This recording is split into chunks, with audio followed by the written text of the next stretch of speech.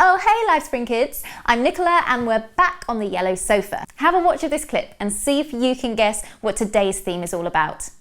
You know what I don't understand, Chuck? I don't understand love. Who does? Explain love to me, Chuck. I can recommend a book, or a painting, or a song, or a poem, but I can't explain love. Today is all about love.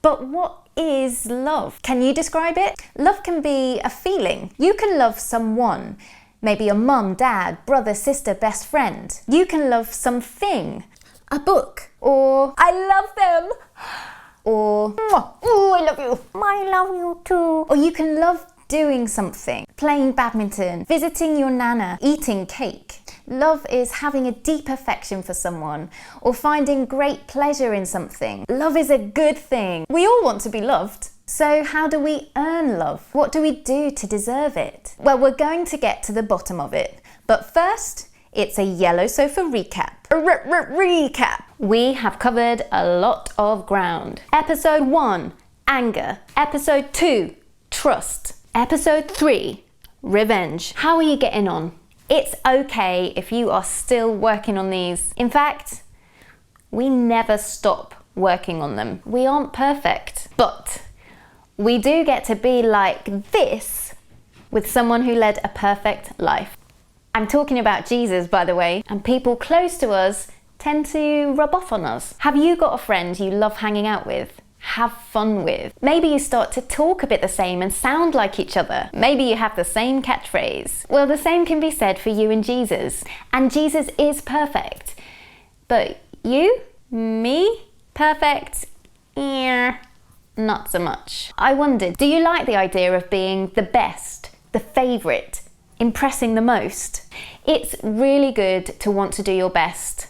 But that's not how our relationship with God works. That's not how you win God's heart. A life committed to following Jesus isn't about following a long list of things you can do and things you can't do, and then seeing what mark you get at the end of your life. Am I being marked on this? Have you ever had a star chart or a house point at school? Well, it can be tempting to think that being a Christian works like a reward chart, but it doesn't. That's not how God works. It'd be like, I'd do something pleasing to God, like not taking revenge, then I'd take a star. But imagine you go to put your star on your star chart, and what you see is more like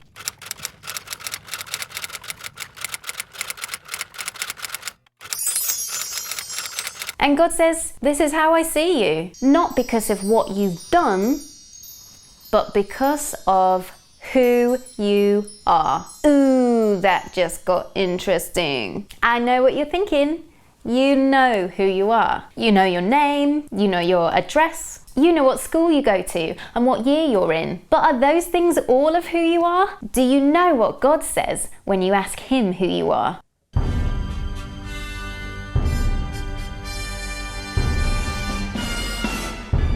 I'm Nicola and my specialist subject is what God says about me. He says I must work harder to be accepted. He says I'm not quite good enough yet. He says I must pray every day to impress Him. He says I'm His child. He says I'm loved. He says I'm His child and I'm loved, and that's who I am. I am loved. You are a child of God. But sometimes we see ourselves not as God sees us, but as other people see us. Maybe your friends see you as someone who is good at football, quick at maths. Maybe you do the neatest plaits or you tell the funniest jokes. But they are not the most important thing about you. I'll show you what I mean.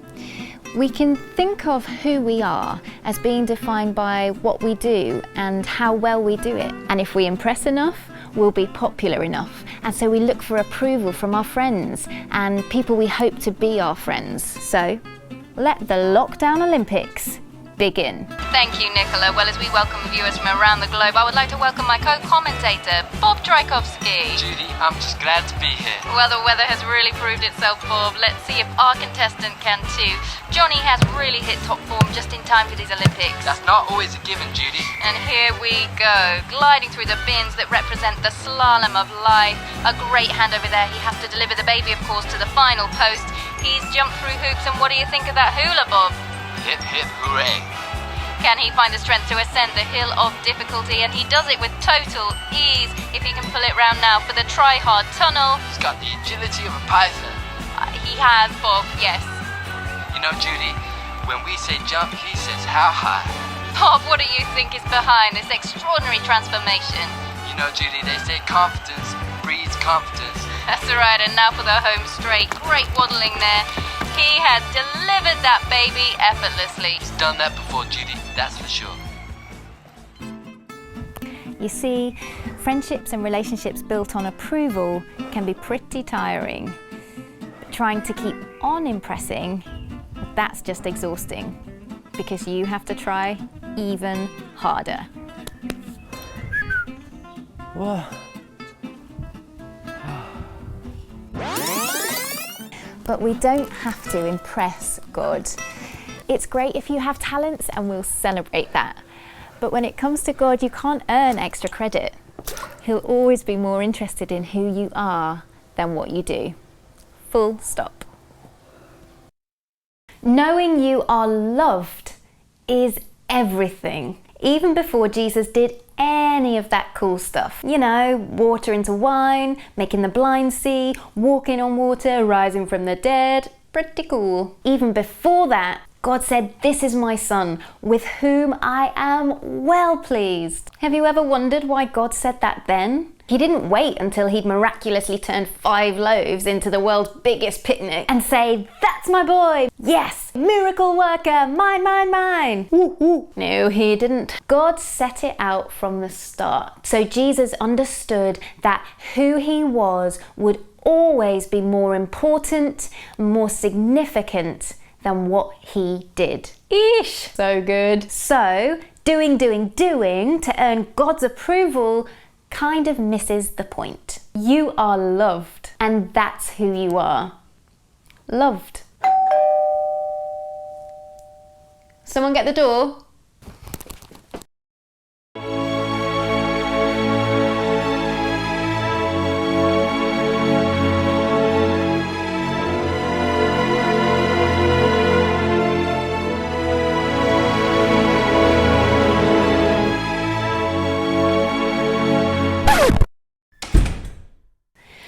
Ooh, still loved. He can't love you any more than he does, and he can't love you any less.